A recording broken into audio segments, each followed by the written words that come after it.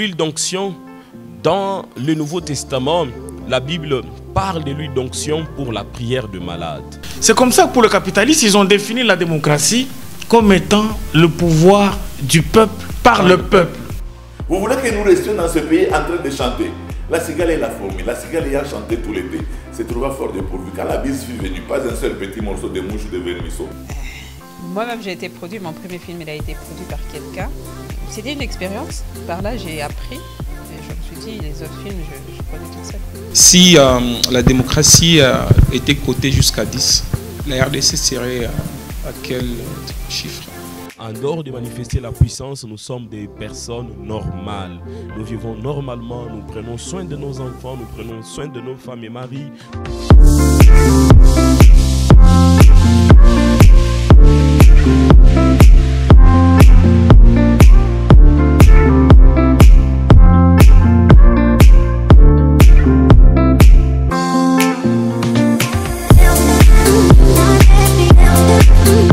Il n'est plus à présenter dans cette émission, Passage oblige. Il s'appelle le docteur Ami Abel Amindanga. Avec lui, nous allons essayer d'étayer de la matière sur les causes, voilà, les principales, mais aussi les causes indirectes de décès maternels dans nos sociétés. Il est déjà avec nous sur ce plateau Cieux et Dames.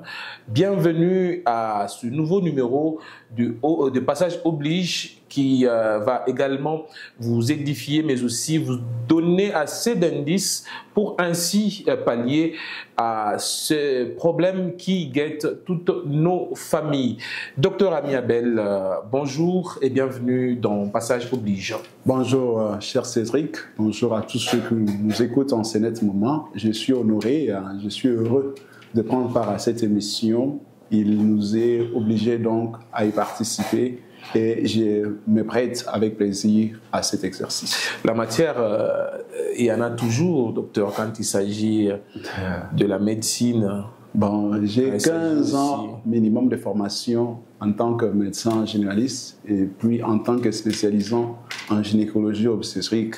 C'est donc de bonne loi que l'on puisse carrément parler du sujet de la santé de la manière la plus limpide possible. Et donc, la gynécologie est votre domaine de spécialisation? Oui, je suis spécialisant en gynécologie. Par-dessus tout, je suis médecin et en tant qu'omnipraticien, je suis à même de parler de tout ce qui concerne la médecine, tout ce qui concerne la santé. Et aujourd'hui, je voudrais que vous puissiez nous dresser un petit tableau gynécologique de notre société de Lubumbashi d'une manière particulière et aussi brève.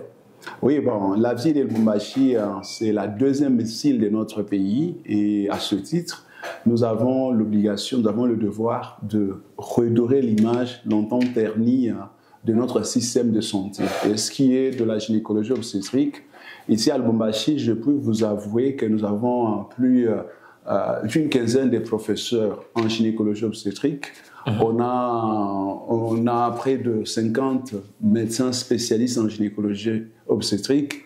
Il y a plus de 30 médecins en spécialisation en gynécologie obstétrique. Je pense que par rapport aux objectifs de développement durable en matière de la santé maternelle, nous pouvons atteindre ces objectifs, même si il y a des objectifs qui relèvent du pouvoir public. Et si le génie du personnel soignant et l'énergie du personnel gouvernant se mettent ensemble, il y a lieu d'espérer la réduction de la morbimortalité maternelle ici à Lubumbashi et de manière singulière et dans tous les domaines de la médecine de manière générale parce que nous avons notre alma mater, l'université de Lubumbashi, l'université de Lubumbashi avec sa faculté de médecine. L'université de Lubumbashi avec sa faculté de médecine qui sert la population congolaise, mais aussi celle de Lubumbashi d'une manière particulière. Alors, est-ce qu'on peut faire une sorte de définition des concepts afin que nos téléspectateurs puissent un peu en savoir plus? D'abord, la gynécologie, elle concerne quoi dans des termes assez faciles qui peuvent être perçus par tout le monde? Bon, notre spécialité c'est la gynécologie obstétrique. Il y a deux concepts. Il y a la gynécologie. Quand on dit gynécologie, de manière étymologique, ça vient du grec. Il y a les mots igini, qui donne Guinée, qui signifie femme, et puis logos, c'est ça, le discours, la science, l'étude. La gynécologie, c'est donc l'étude de la femme. Hein? Quand on dit la femme telle qu'elle est, bien sûr, en dehors de la grossesse. Et la gynécologie s'occupe de la morphologie de la femme, elle s'occupe de l'étude de l'anatomie et de la fonction des organes de la femme, de manière générale. Donc, tout ce qui a trait à la femme, la gynécologie s'en occupe. Alors, l'obstétrique, cette fois-là, ça vient plus du latin. Il y a le mot ob et le verbe stare. Stare signifie se tenir et ob signifie devant. Alors, l'obstétrique, c'est une partie de la médecine qui s'occupe cette fois-là de la femme lorsqu'elle tombe enceinte, lorsqu'elle met au monde lors de l'accouchement et bien sûr dans les 42 jours qui suivent l'accouchement. Donc, l'obstétrique s'occupe de la femme enceinte qu'on appelle gestante, de la femme qui accouche qu'on appelle parturiente et de la femme qui vient d'accoucher dans le postpartum 42 jours après l'accouchement. Voilà, donc c'est... Dans cette étude de la morphologie de la femme d'une manière générale, vous tirez quelques différences avec celle de l'homme, en quelle partie par exemple, et qu'est-ce qui fait la différence entre la femme et l'homme sur le plan gynécologique? Très bien. L'obstétricien s'occupe de la femme, seulement de la femme, parce qu'elle est enceinte, parce qu'elle accouche, parce qu'elle vient d'accoucher. Mais les gynécologues aussi soignent des hommes. Lorsqu'ils s'occupent, par exemple, de la stérilité du couple. Dans un tiers des cas, les causes de l'infertilité ou de la stérilité du couple relèvent exclusivement de l'homme. Et à ce titre, le gynécologue devra consulter l'homme et puis il peut également lui prescrire des examens, question de permettre à la femme de concevoir. Dans les bilans préconceptionnels, le gynécologue peut également consulter un homme. C'est là qu'il faut savoir. Mais lorsqu'il s'agit de prendre en charge, par exemple, des anomalies morphologiques de l'appareil génital masculin, là, c'est une partie de la chirurgie qu'on appelle l'urologie qui s'en occupe. Mais par rapport à ce qui est de la fertilité, par rapport à ce qui est de la fécondité, l'homme devra aller aussi accompagner sa femme auprès du gynécologue. Donc le gynécologue s'occupe de cela. Et la reproduction, ça fait partie des fonctions vitales de l'être humain sur la terre des hommes. Parce qu'on est toujours en train de poser les jalons pour parler des causes des décès maternels. Alors, il y a des dames qui sont aujourd'hui... on les constate dans notre société qui sont beaucoup plus masculines. Et puis, on dit que des fois, elles ne peuvent pas porter des grossesses jusqu'à ce qu'elles se comportent actuellement comme, par exemple, des lesbiennes. Voilà, ce genre de femmes-là, est-ce que vous en prenez aussi la charge ? Est-ce que vous les prenez aussi en charge? Qu'est-ce que vous pouvez dire là-dessus? Parce que on entend ça et là surtout que ce phénomène est en train de monter dans notre pays. Bon, il y a en gynécologie une sous-branche qui s'occupe de malformations de l'appareil génital féminin. Et à ce titre-là, il est des femmes qu'on appelle femmes, mais qui peuvent être des hommes. Du point de vue chromosomique, du point de vue génétique, il peut y avoir des malformations. Il y a des agénésies gonodiques, des pseudo-hermaphrodismes, des cas d'hermaphrodisme vrai, ainsi de suite, des cas de retard pubertaire, ainsi de suite, des femmes qui n'ont pas connu le plein développement de leur appareil génital féminin, ainsi de suite, de l'appareil reproducteur. Et généralement, sur les cas. Là, il relève du devoir de celle ou de la personne qui fait accoucher l'enfant, si c'est une fillette, d'exclure déjà la naissance des malformations. Et beaucoup plus tard, lorsque la fille arrive à l'âge de la puberté, c'est autour de 10 ans, de 10 à 12 ans, il y a le développement des caractères sexuels secondaires. Et lorsqu'on parle du développement des caractères sexuels secondaires, tout commence par le développement de sein. Il y a le développement mammaire, après il y a les développements de poils pubiens, ainsi de suite, et tout sera couronné par l'apparition des premières règles qu'on appelle l'aménage. Alors, si une fille peut dépasser les 18 ans, sans avoir vu ces premières règles, là, elle tombe dans ce qu'on appelle une aménorrhée primaire. Et devant une aménorrhée primaire, on se pose des questions. On peut carrément identifier quelques cas de retard pubertaire, quelques cas de malformation, et y faire correspondre un traitement idoine. Mais attention, il y a aussi des femmes normales qui ont un taux accru de hormones masculines, principalement de la testostérone, et ces personnes-là peuvent présenter une sorte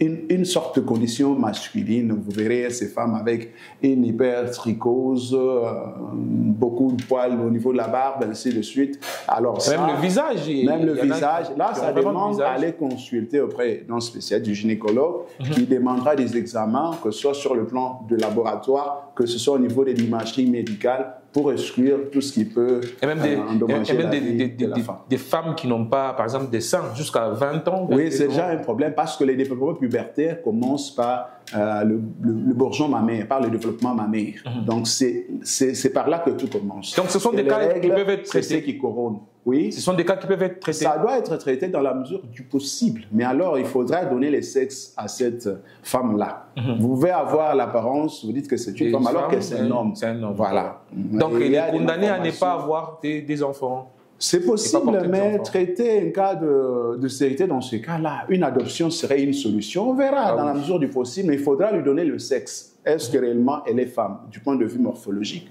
Est-ce qu'elle est femme du point de vue génétique? Est-ce qu'elle est femme du point de vue chromosomique, ainsi de suite? Et il y a des examens qu'on démontrait, une échographie, pour voir si réellement elle a ce qu'on appelle des organes génitaux internes de la femme, comme les ovaires, les trompes, l'utérus. Quand elle a un Rokitansky QCR, elle n'aura pas d'utérus, elle n'aura pas d'ovaire. Si, par exemple, elle a une autre forme d'agénésie gonadique, même son de cloche, elle peut avoir autre chose qu'on appelle les testicules féminisants. Et là, à la place des ovaires, 2 petits testicules, et on penserait que c'est une femme alors que c'est un homme, mais qui donnent l'apparence plus ou moins de la femme. C'est des malformations, c'est des cas qui existent, bien que rares, et il y a des traitements correspondants. Et là, il faut aller voir le médecin dans le cadre d'une consultation. Aucune famille au monde ne devrait avoir honte d'amener une fillette qui présenterait des caractéristiques impropres à la condition féminine. Il ne faudra pas avoir honte de les amener à consulter les médecins en cas de ces signes-là. Voilà, donc nous allons entrer dans notre sujet, mais avant cela, on va se baser sur un rapport de l'Organisation mondiale de la santé de 2023 qui a démontré qu'entre 2000 et 2023, le taux de mortalité maternelle ou encore le nombre de décès maternels pour 100 000 naissances vivantes a baissé d'environ 40% dans le monde. Et cela n'est pas le cas pour nos pays subsahariens parce que près de 90% des décès maternels sont survenus dans les pays à revenus faibles ou les pays à revenus intermédiaires de la tranche inférieure, donc entre 2000 et 2023. On estime également qu'en 2023, environ 87% ou encore 225 000 personnes sont décès sont survenus en Afrique subsaharienne et en Asie, dont 70 en Afrique et 17 en Asie du Sud, pour dire que c'est un cas qui tient beaucoup à l'Afrique. Ah ouais, merci beaucoup, cher Cédric, d'avoir fait cette recherche-là qui nous amène de plein pied dans le vif du sujet. Il est question pour moi de parler du décès maternel. Je voudrais commencer par la définition et puis revenir sur les chiffres que vous venez de donner. Le décès maternel, de manière simple, c'est le décès d'une femme de suite d'une grossesse lors de l'accouchement et dans les 42 jours qui suivent l'accouchement, période qu'on appelle postpartum ou puerpérium ou suite des couches. Donc, une femme qui meurt parce qu'elle est enceinte, parce qu'elle meurt au monde, parce qu'elle a mis au monde, c'est un décès maternel, généralement, nous l'appelons direct. Mais il y a aussi des cas où cette grossesse, cet accouchement peut avoir des répercussions sur le long terme. Ça peut prendre plusieurs mois, maximum une année. Donc, si le décès intervient 42 jours après l'accouchement, jusqu'à 12 mois après l'accouchement, là, on parle de la mortalité maternelle indirecte. Donc, une femme qui fait un accident mortel parce qu'elle est enceinte, elle tombe, ce n'est pas du tout un décès maternel. Mais si la grossesse peut aggraver les complications, peut amener aux complications de cet accident, là, c'est aussi un décès maternel. Vous avez parlé des chiffres. Vous devez savoir une chose, que la santé du couple mère-enfant est un indicateur efficace du système de santé d'une région donnée dans un pays. Dans un pays, dans une ville, dans une région donnée, dans un coin donné où il y a des femmes qui meurent plus parce qu'elles sont enceintes, parce qu'elles mettent au monde, ça veut dire qu'il y a un sérieux problème à tous les niveaux par rapport à la santé de manière globale. Ça, c'est important. Alors, depuis une décennie, comme vous l'avez dit, l'on a plus de 500 000 décès de femmes, 500 000 décès maternels au monde. Et 99% de ces décès, c'est dans le pays en voie de développement. Et 66%, c'est dans les pays de l'Afrique noire. C'est important de le savoir. Une autre constatation qui fait mal au cœur. Les 5 principales causes de ce décès maternel, je peux les énumérer. Premièrement, les hémorragies. Deuxièmement, les infections. Troisièmement, les hypertensions de la grossesse, prééclampsie, éclampsie. Quatrièmement, on a ce qu'on appelle les dystocies. Et puis, cinquièmement, nous avons les avortements. Alors, toutes ces conditions ont été des causes de décès maternels il y a plus de 50 ans dans les pays dits développés ou industrialisés.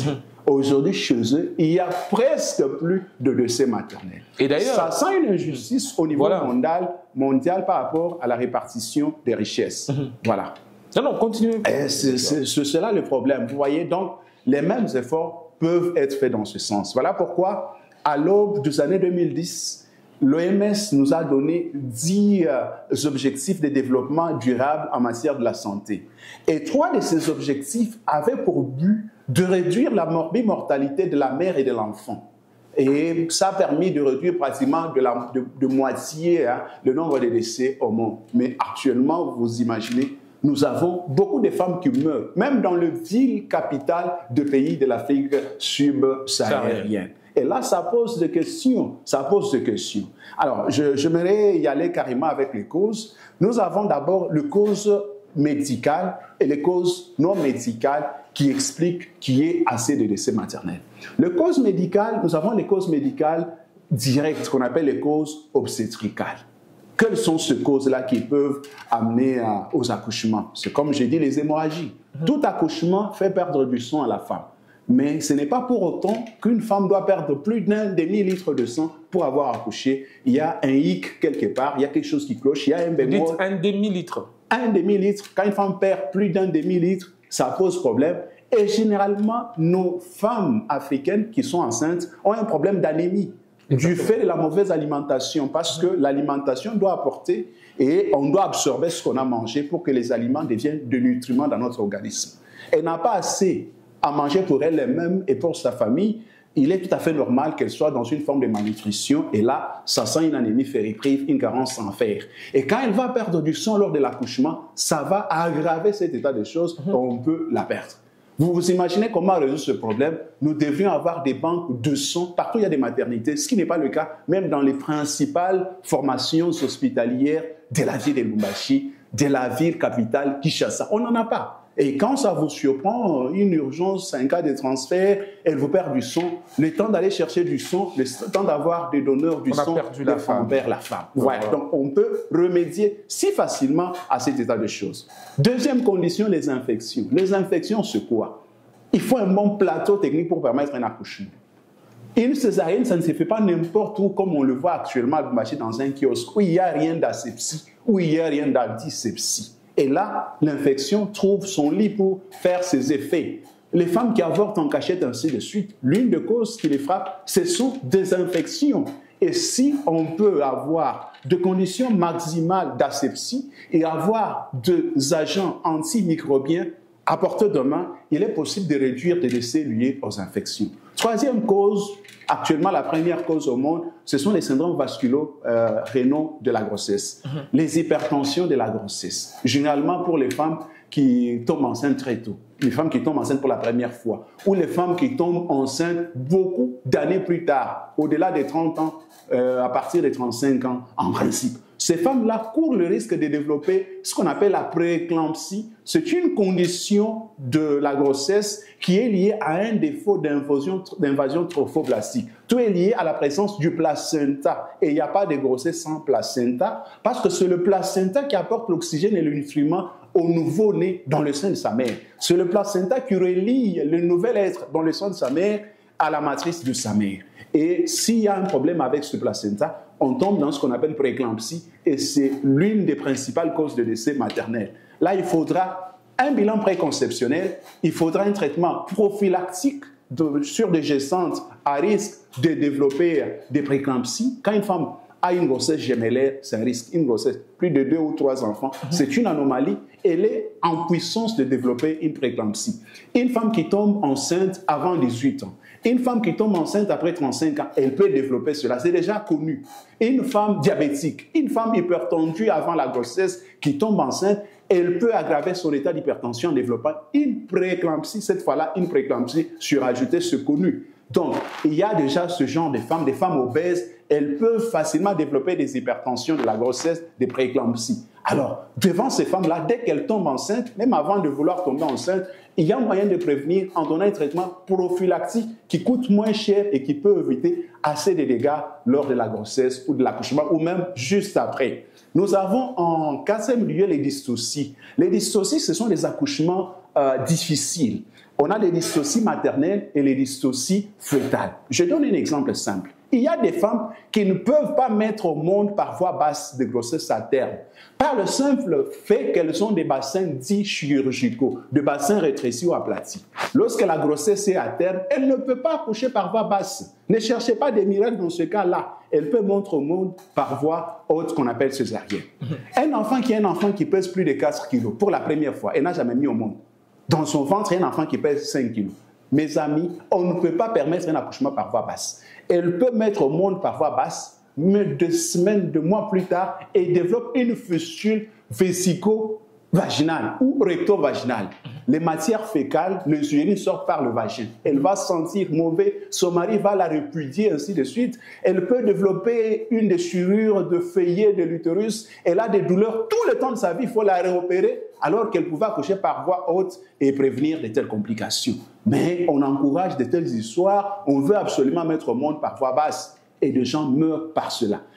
Il y a des dystocies de la mère, des dystocies de l'enfant que l'on peut prévenir bien avant de lui permettre de mettre au monde. 5e, il y a les avortements. Les avortements, en tout cas, c'est une épidémie gravissime. Et ce qui est grave, même des femmes qui font profession d'être chrétiennes, qui confessent Jésus-Christ comme Seigneur, elles avortent. Elles disent, voilà, l'enfant a 5 mois, tout ça. Et ça pose un problème. Les grossesses, elles ne doivent jamais être non désirées. Toute femme devrait tomber enceinte par sa volonté. La grossesse devrait être désirée. Et là, ça pose un problème. Et vous verrez dans le facteur des risques indirects, il y a la pauvreté. Les femmes riches ont accès facile à la planification familiale, au planning familial, à la contraception. Elles tombent enceintes quand elles le veulent. Mais les femmes qui vivent dans le milieu reculé, elles tombent enceintes quand elles le veulent. Pas à l'université, on n'en parle pas, ainsi de suite. Non, mon père est méchant, il peut me tuer. Elle va prendre des médicaments, ainsi de suite. Et généralement, quand on avorte de manière clandestine, on reste à la maison. Peu importe l'âge de la grossesse, elle peut saigner à mort. Et là, l'hémorragie va la tuer du fait d'avoir avorté. Et puisqu'elle va faire cet avortement de manière pas du tout propre, elle ne va pas prendre des antibiotiques pour se protéger, pour couvrir. Elle va développer une infection. Et généralement, quand elle va avouer, c'est déjà un choc septique. Et vous savez, quand on est devant un choc septique, on meurt dans pratiquement 100% des cas. Et là, ça va tuer. Vous voyez, ces conditions médicales peuvent être prévenues de la plus simple des manières. Il y a aussi des causes médicales non obstétricales ou des causes médicales indirectes, qu'on appelle des états de maladie qui existaient avant. Une femme drépanocytaire qui tombe enceinte, sachez que la grossesse et l'accouchement vont poser problème. Il faut prévenir. Une femme diabétique qui tombe enceinte, elle peut avoir des complications, que ce soit pour elle, que ce soit pour son enfant. C'est connu d'avance. Il faut prévenir. On ne va pas refuser à ces personnes de tomber enceintes. Une femme qui fait la tuberculose, une femme vivant avec le VIH, le sida, si elle tombe enceinte, il faut prévenir, il y aura des complications. Et même le paludisme. La malaria, mais c'est la première cause de décès chez les enfants de 0 à 5 ans et des femmes enceintes aussi également. Le paludisme, les infections, on en a parlé. Hein, c'est important de le savoir. Il y a même des polyparasitoses. Les femmes qui vous mangent les kaolins, ainsi de suite, elles peuvent avoir des ascaridiases, des ankylostomiases, ce que vous voulez, des oxyroses, ainsi de suite. Ça peut occasionner un état de malabsorption. Et avec les ankylostomes, donc, ça... revenez d'abord sur ça, parce que la plupart des femmes congolaises, la plupart des femmes louchoises, quand elles sont grosses, elles développent cette affection, cette envie de consommer les kaolins. Là, c'est une paire de manches. J'aurais voulu qu'on en parle vraiment de manière beaucoup plus large pour que les gens comprennent. Mais il faut savoir une chose, que généralement c'est le petit cas, et ça dit c'est dû à une carence en fer, c'est dû également à une hypocalcémie, ce goût-là de vouloir prendre des trucs, on les appelle carrément des choses non nutritives. Exactement. Les kaolins n'apportent rien comme nutriment pour la santé, ça n'apporte rien. C'est tout simplement ce pica-là, ce désir-là de consommer des choses qui ne donnent pas de nutriments, qui n'apportent rien à l'organisme. Elle va vous prendre un kitoyo presque non défectué, préparé, tout ça. C'est compliqué, on en parlera, on ne doit pas condamner nos soeurs pour ça. Mais attention avec les kaolins, ça peut facilement être à la base des infestations parasitaires. Et quand on a les ankylostomes, ce sont des parasites qui ont de crochets. Et ça va éroder la muqueuse de l'intestin, la muqueuse entérocytaire. Il y aura des petits saignements. Et vous savez, les parasites agissent par effet de masse. Parce qu'ils sont nombreux à faire cette érosion au niveau de la muqueuse entérocytaire, on va perdre du sang complet. Donc il y aura une carence en martial. Et quand elle va accoucher, si on n'a pas prévu du sang, elle va perdre, même si elle perd 200 cc de sang, son état va s'aggraver, il y aura un retentissement maternel qui va appeler une transfusion. Voilà, et s'il n'y a pas de sang, on la perd. Vous voyez? Donc c'est tout à fait normal. Là, ce sont des causes médicales. Il y a des causes non médicales, d'autres facteurs non médicaux. Il y a l'âge. Il faut savoir que la plupart des décès maternels surviennent chez les femmes qui tombent enceintes avant leur 15e anniversaire. Quand une femme tombe enceinte avant 15 ans, son bassin n'est pas apprêté à supporter l'enfant à mettre au monde. Il y aura des déchirures qui, mal contrôlées, peuvent la précipiter dans l'au-delà. Une femme qui tombe enceinte après 35 ans, ce n'est jamais une bonne chose. À 40 ans, 42 ans... Pour la première fois? Non, même pour la énième fois, même pour la 10e fois. Le fait de tomber enceinte après 35 ans, ce n'est pas une bonne chose, oui. On peut appeler ça une grossesse à risque. Je vous donne un exemple simple. Cet utérus a été sollicité plusieurs fois. Il peut saigner beaucoup plus et être à la base de ce qu'on appelle une hémorragie de la délivrance ou une hémorragie du postpartum après avoir accouché. Voilà pourquoi après l'âge, il y a la parité. Le fait d'avoir mis au monde plusieurs enfants, la prochaine grossesse peut occasionner l'irréparable. Voilà une petite parenthèse par rapport à ça. Docteur, dans les temps anciens, on avait l'arrêt ou encore l'arrêt des règles à 35 ans par exemple. Qu'est-ce qui fait qu'aujourd'hui, dans notre société, parce qu'on savait dans les temps passés qu'à 35 ans, c'est rare de voir une femme enceinte, par exemple, ou au maximum à 40 ans. Mais qu'est-ce qui fait qu'aujourd'hui, cela soit un peu retardé? Oui, j'apprécie ce que vous dites, mais il faut savoir que la ménopause précoce, c'est avant 40 ans. Et la ménopause tardive, c'est après 55 ans. Donc, une femme doit tomber enceinte entre 40 et 55 ans. Voilà. Et ici, chez nous, l'âge moyen, c'est 46, 47 ans, plus ou moins 7. Là, on est dans ce qui est normal. Ce que tu dis peut être vrai dans la mesure où, avant, on vivait comme ça, mais actuellement, on a tout copié des Blancs. C'est le syndrome des nouveaux riches. Et en matière de la féminité, les graisses, quand on a des aliments ou une alimentation riche en graisses, ça nous donne des oestrogènes et là, on peut avoir une puberté beaucoup plus précoce et la ménopause peut être retardée. Ça peut s'expliquer dans ce cas-là parce qu'une louchoise des classes moyennes ou des classes élevées n'a rien à envier à une parisienne, à une new-yorkaise ou à une tokyoïte. Donc, on a pratiquement les mêmes standings de vie et ça peut expliquer cela. Alors, je disais cela pour dire ceci. Les grossesses sont des facteurs qui consomment la femme. Chaque femme qui tombe enceinte, chaque fois qu'elle tombe enceinte, elle se consomme. Ça, il faut le savoir. Ça veut dire? Oui, la grossesse consomme la femme. Pourquoi? Parce que l'enfant, l'homme ne dépose que le spermatozoïde. Et tout l'être humain est formé de la femme. C'est la femme qui apporte tout ça, la consomme. La matrice est sollicitée, elle va faire des efforts de pousser, ainsi de suite. Là, mettre au monde plusieurs enfants, ce n'est pas aussi une bonne chose. Il faudra que ça soit encadré. Voilà pourquoi il ne faut pas dire non, j'ai déjà mis au moins 3 enfants, j'irai au 7e quand je voudrais au 5e mois. Non, non. Mais à l'église, on nous dit les enfants sont une bénédiction. Il y a un problème. Docteur. Les enfants sont une bénédiction, mais Abraham, qui devrait nous donner des multitudes, Dieu a fait 25 ans pour lui donner un enfant. C'est une forme de planning familial. Il avait tout, mais il a dû attendre 25 ans. Après lui, c'est qui? C'est Isaac. Isaac n'a pas eu plus de 2 enfants. Il n'a eu que le jumeau. Et il a eu Jacob.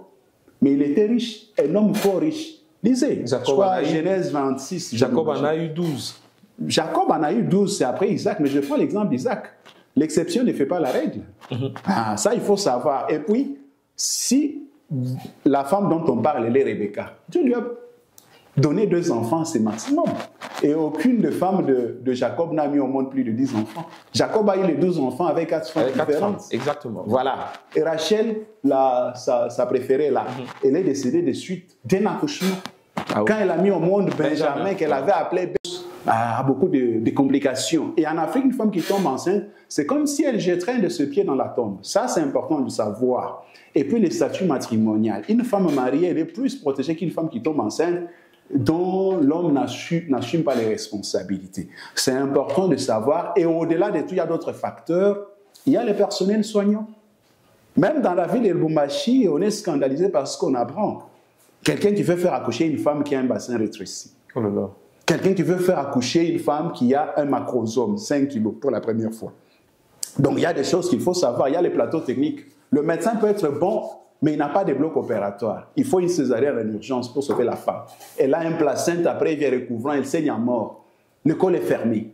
On ne doit pas attendre, puisque si l'école est fermée, il faudra minimum 10 heures pour que cette femme l'accouche. Et là, il faut agir dans l'urgence, c'est la césarienne, même si l'enfant est décédé. Là, il faut faire une césarienne pour enlever le placenta, sinon la femme va continuer à saigner. Et même si vous donnez du sang, c'est comme un robinet ouvert. Vous donnez, ça sort, vous donnez, ça sort. Là, il faudra enlever le placenta qui fait saigner la femme. Là, la solution, c'est le bloc opératoire. Voilà pourquoi, dans une maternité qui se respecte, on doit avoir le bloc opératoire à côté. Dans une maternité qui se respecte, on doit avoir une banque de sang. Tout au moins la possibilité de transfuser dans les 15 minutes qui suivent. Vous voyez. Donc, si vous allez dans une maternité pareille, il n'y a pas de bloc, on ne sait pas transfuser. En tout cas, c'est tout droit dans un mouroir qu'une femme se dirige. C'est important. Et puis, l'accessibilité aux structures de santé dignes de son nom qui offrent cette maternité de qualité. Et là, ce sont les gouvernants ou le personnel qualifié du monde de la santé qui sont autour de nos gouvernants. Ils devraient leur dire, conférer de nos mieux. Plus on agrandit la vie, plus on lotit de terrain, on devrait également penser à avoir des maternités tout autour. Une femme ne devrait pas faire 30 minutes pour trouver une maternité idéale. Ça doit être à portée de main. Et les gens qui doivent y travailler aussi, on doit penser à eux. Donc, vous voyez, les facteurs non médicaux des décès maternels, ça appelle aussi à l'amélioration des conditions de vie du commun des mortels. Docteur, parce que vous avez parlé des facteurs socio-économiques, il y a aussi... est-ce que l'inégalité entre... les sexes peut être aussi une des causes parce qu'on parle de la vulnérabilité aux risques liés à la grossesse qui sont beaucoup plus attribuables à la femme qu'à l'homme, par exemple. Mais c'est normal qui porte la grossesse, c'est la femme. Voilà pourquoi dans les pistes de solutions, la clé, en un mot, c'est autonomiser la femme. Autonomiser la femme. C'est la première clé d'or. Tout doit être fait au centre de la femme. Il y a ce qu'on appelle les bilans préconceptionnels. Toute femme à même de tomber enceinte devrait avoir accès facile, si pas gratuit, à un bilan préconceptionnel. Même si elle est élève, même si elle est l'étudiante, puisqu'elle peut tomber enceinte, elle devrait avoir accès à cela. Elle devrait se connaître, voilà, avoir une sexualité responsable, puisqu'il est des filles, il est des femmes qui tombent dans la prostitution pour survivre, ce qu'on n'encourage pas. Elle a faim, elle n'a rien, elle doit se prostituer. Vous voyez, si on l'autonomise, elle a ses propres moyens, elle sait voler de ses propres ailes, elle n'ira pas vendre son corps pour à manger, pour s'habiller, je ne sais pourquoi, d'autres. C'est la clé. Quand cette femme-là tombe enceinte, on doit faire ce qu'on appelle les CPN recentrés, les consultations prénatales recentrées. On met la femme enceinte au centre. Et ces consultations de CPN recentrées doivent commencer au plus tard au 3e mois de la grossesse. Et chaque mois, dans les cas normaux, il n'y a pas de complications, la femme devrait voir la personne ou le médecin, l'accoucheur, la sage-femme qui la suit. Chaque mois. Et s'il y a des problèmes, elle peut venir à l'hôpital même tous les jours. Est-ce qu'on se comprend très bien?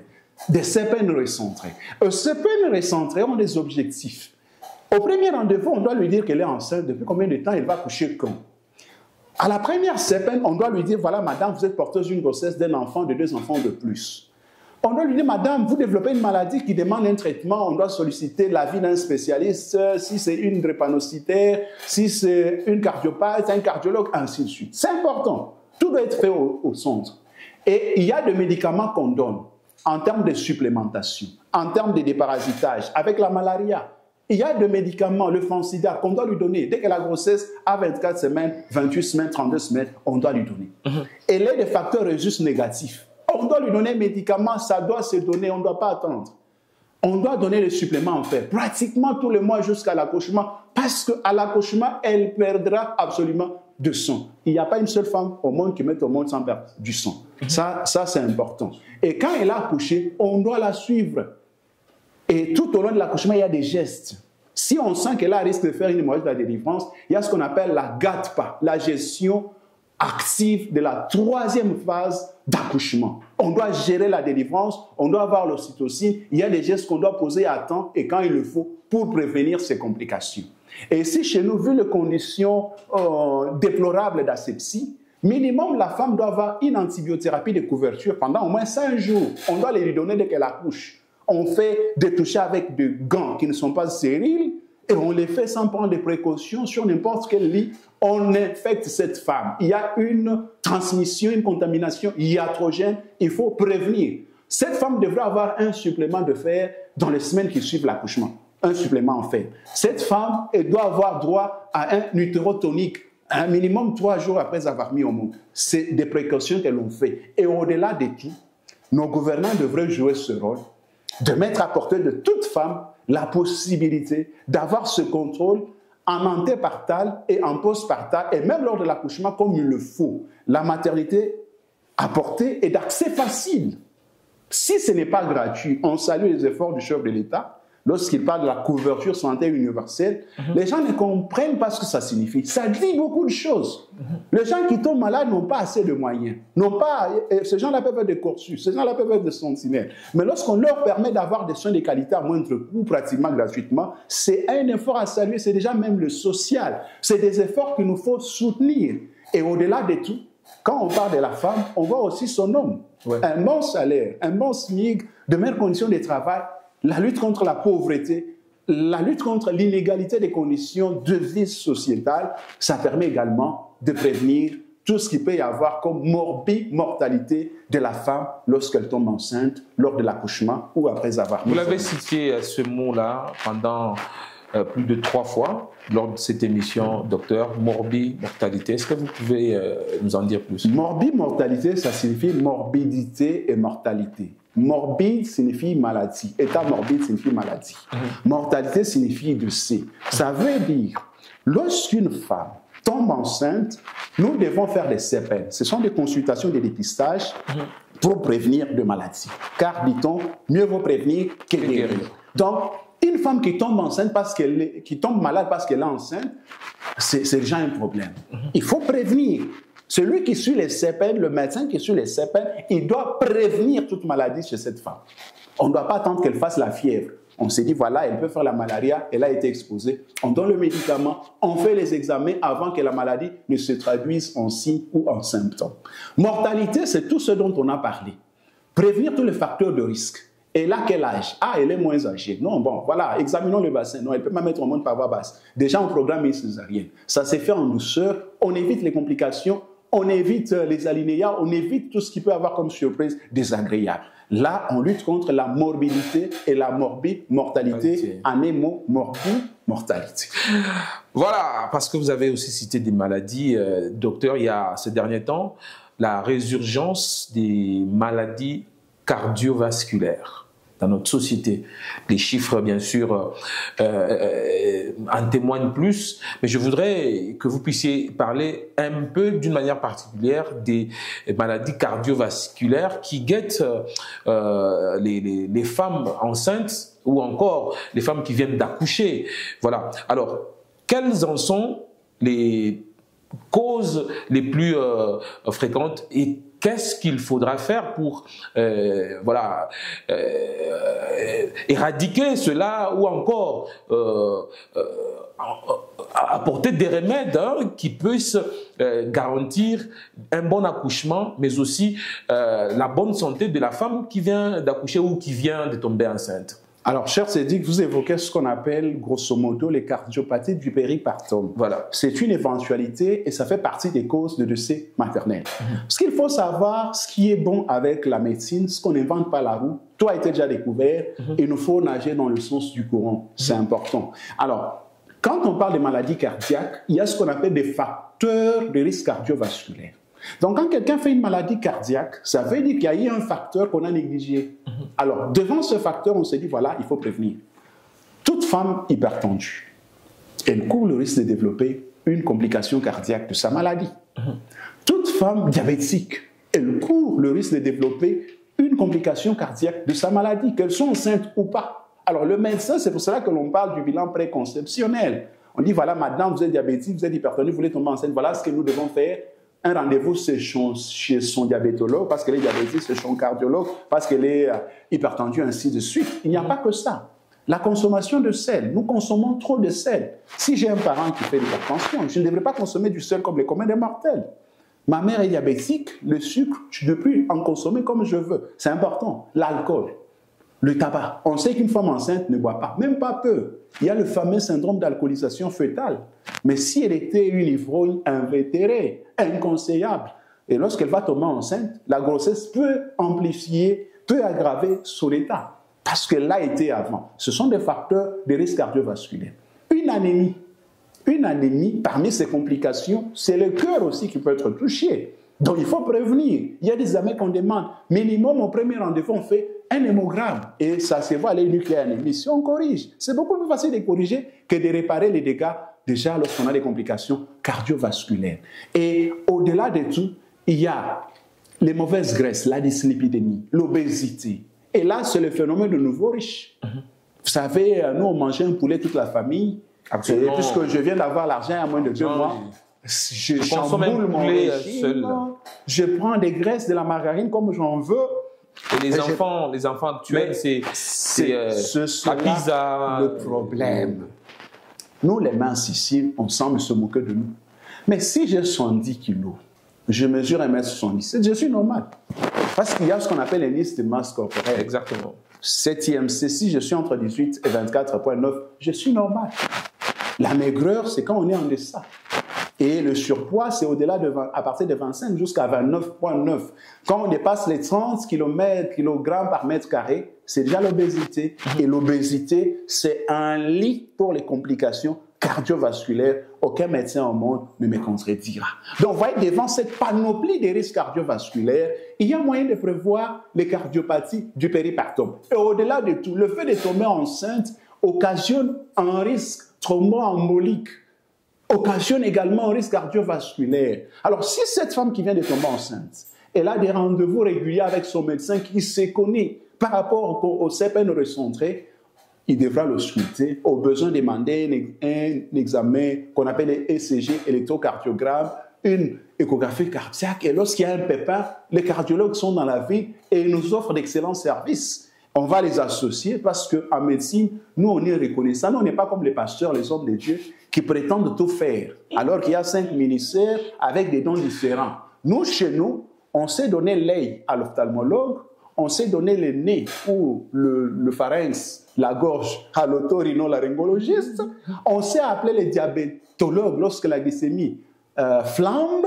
Nous, chez nous, on sait appeler le podologue lorsque il y a un pied malade. Nous, chez nous, on sait appeler, je ne sais pas même moi, l'anesthésiste quand il mais s'agit... on n'opère jamais seul, il faut qu'il soit là. Il peut réanimer au besoin, il nous fait des bons services. Il n'y a qu'à l'église, on prétend tout savoir, même si les Français posent problème. Les gens se battent avec les versets dont ils ne comprennent même pas le sens sémantique tout court. Ça, ce n'est pas chez nous. Mais vous savez, on ne gagne jamais une victoire seule. Il faut être comme les fourmis. Ouais. Elles vivent toujours en masse, elles font du bon travail. Et chez nous, en médecine, on le fait. Qu'il soit sorcier ou quoi, comme on dit, le médecin, il fait ce qu'il est appelé à faire. Et il y a aussi un contrôle d'abord déontologique. Et puis, il y a les cours de tribunaux. Quand moi, je vais pour mes soins, le médecin, lorsqu'il a tous les moyens possibles, il vous rendra des services. Je pense que c'est cela. Donc, il faut conscientiser la femme. Quand elle tombe enceinte, quand elle veut tomber enceinte, au besoin de recourir à la contraception, au planning familial de manière efficiente. C'est important. Et si la grossesse survient, il faut l'amener à bon port en suivant tout ce cursus de CPN recentré. Et lors de l'accouchement, il faut accoucher dans un meilleur endroit. Je prends quelques exemples. Une femme qui tombe enceinte ne peut pas accoucher dans un centre de santé, dans n'importe quelle maternité. Non, celle-là, elle doit accoucher dans une maternité où au moins on peut avoir tous ces services de spécialistes. Une équipe pluridisciplinaire où on a un plateau parce que tout peut basculer vers la césarienne. On ne fait pas la césarienne pas seulement pour la mère, on la fait également pour l'enfant. Si l'enfant entre en souffrance, le temps d'attente, il meurt. Quoi de plus normal que de porter une grossesse 285 jours durant pour perdre l'enfant à la fin de la fin. Deuxième cas, une femme qui tombe enceinte pour la première fois. L'enfant présente le pied ou le siège. Elle ne peut pas accoucher dans n'importe quelle maternité parce que ça peut ou ça doit occasionner la césarienne. Une femme qui tombe enceinte, elle a 2 ou plusieurs enfants, c'est déjà une anomalie des normes, c'est une grossesse qui expose à des complications. Non seulement lors de la grossesse, mais aussi lors de l'accouchement et même après l'accouchement. Cette femme-là, et même pour ses enfants, elle devrait accoucher dans une maternité qui réponde au critérium d'une maternité de qualité. Une femme qui a une maladie chronique, qui prend les traitements tous les jours, PVV, diabétique, hypertendue, ne l'amenez pas dans un centre de santé. Même nous qui faisons la spécialisation, nous qui avons de l'expérience, on ne peut pas se permettre lorsque le plateau ne me le permet pas. Je ne ferai pas des miracles, je ne suis pas Dieu, je ne suis pas omni. Pourtant, je ne suis pas omniscient. Je dois m'entourer d'une équipe et je dois avoir à portée de main des médicaments. Parce que sans ce médicament, sans ce plateau technique, ma connaissance, ma compétence accouchera d'une souris à coup sûr. Voilà, nous sommes presque à la fin de cette émission. Docteur Ami Abel, avec qui nous parlons des causes de décès maternels. Vous avez eu assez de matière dans cette émission. Docteur, il y a quelque chose qui m'est revenu, moi, personnellement, plus d'une fois. Ça veut dire, j'ai eu des gens, après avoir été opérés, par exemple, ils ont eu, ou encore elles ont eu, parce que ce sont des femmes, elles ont eu des ballonnements de ventre. Et après quelques temps, elles sont parvenues à mourir. Alors, ces cas, le premier cas, je l'ai vécu à la Kenya, l'autre, j'oublie le quartier. Qu'est-ce qui peut expliquer cela? Oui, je vais commencer par un petit témoignage. Pas plus tard qu'il y a une semaine, je me rendais à une convention dans une église de la place. J'ai été appelé très tôt matin pour un cas similaire.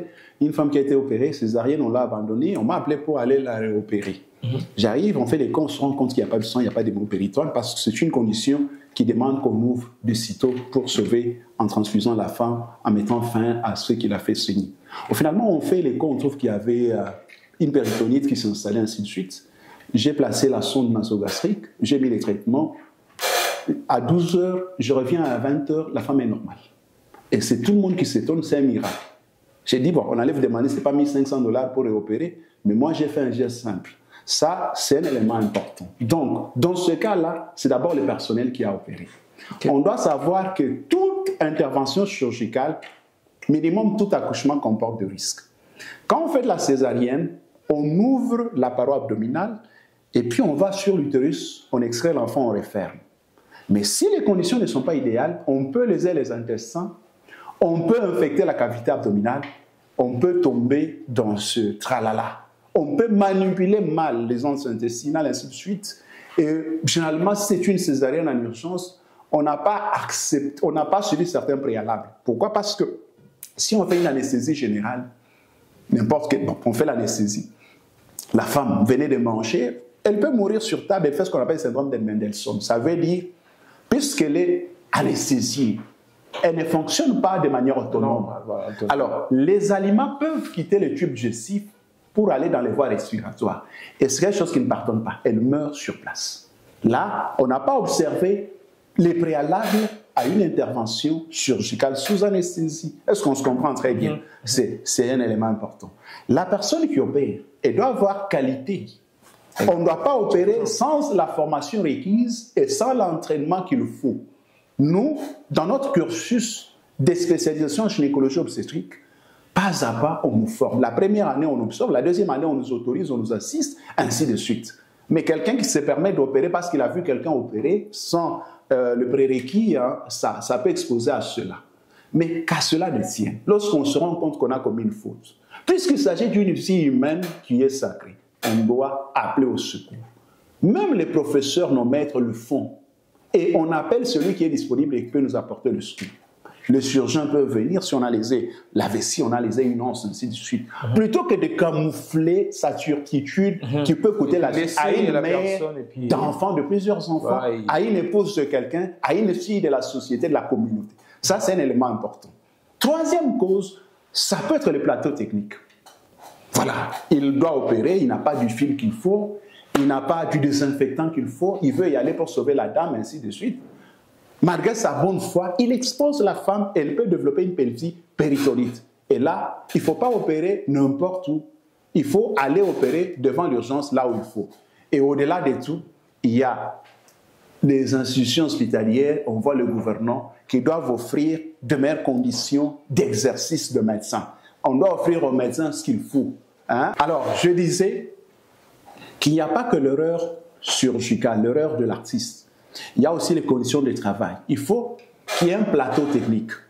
Donc, pour opérer un minimum, il y a la trousse opératoire, il y a le matériel et il y a les blocs opératoires qui doivent répondre aux conditions.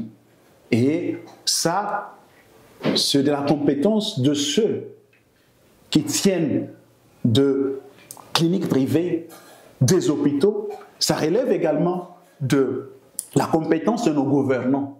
Parce qu'il est de leur devoir de veiller à la santé de chacun des Congolais. Ils le font, mais il faut encore faire plus. Il y a plus à faire encore pour que nous ayons, dans chaque aire de santé, on le dira à Lubumbashi, c'est possible, mais les réalités sur le terrain sont tout autres, où une femme enceinte peut avoir accès facilement à une maternité qui la sécurise. Donc il faut sécuriser la femme, puisqu'elle est tombée enceinte, puisqu'elle accouche, puisqu'elle vient d'accoucher. Et si ces conditions sont observées, vous ne vivrez pas ces choses-là. Mais quand ça arrive, transférer, c'est aussi un traitement. Référer une dame qu'on a mal opérée, référer une dame qui présente des complications après une césarienne, c'est aussi un traitement. Référer, transférer, c'est un traitement. Ça nous diminue en rien. Et au contraire, lorsque la personne survit, lorsque la personne est guérie, on gagne. Exact. Je l'ai fait avec les témoignages dont je vous ai parlé.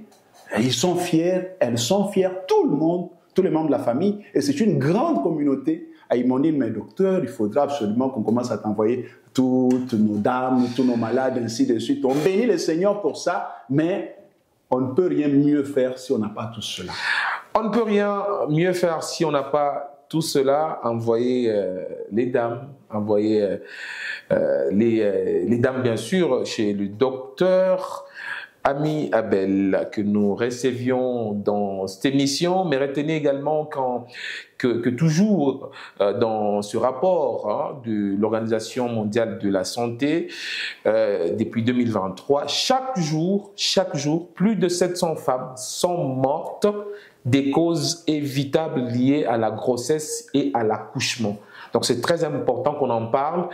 Et également, ce rapport révèle qu'il y a au moins un décès qui est survenu presque toutes les 2 minutes en 2023. Voilà, donc c'était très important, docteur, qu'on en parle dans cette émission pour aider les femmes enceintes à survivre et non à mourir à cause de la grossesse. Merci beaucoup, docteur, d'être venu. Nous espérons que nous vous inviterons toujours quand c'est un besoin. Merci, cher Cédric. Nous devons prendre soin de nos épouses, de nos filles, lorsqu'elles veulent tomber enceintes, lorsqu'elles tombent enceintes, lors de l'accouchement ou après avoir accouché, pour éviter qu'il y ait cette croissance accrue de la mortalité maternelle dans notre ville de manière singulière, dans notre province de manière particulière et dans notre pays de manière générale. Merci à vous, très chers téléspectateurs. Si vous avez aimé cette émission, dites merci à toute l'équipe qui nous a réalisé. Williams Loubefou, Patrick Kapongo, couronné par Nixon Boukassa. Merci au cadre de la radio-télévision Ozana. Merci également à toute l'équipe de programme qui nous gère. Merci à vous, très chers téléspectateurs et auditeurs qui continuez à aimer et à suivre cette émission. Je vous retrouve à la prochaine avec le même et réel plaisir. Surtout, gardez-vous bien.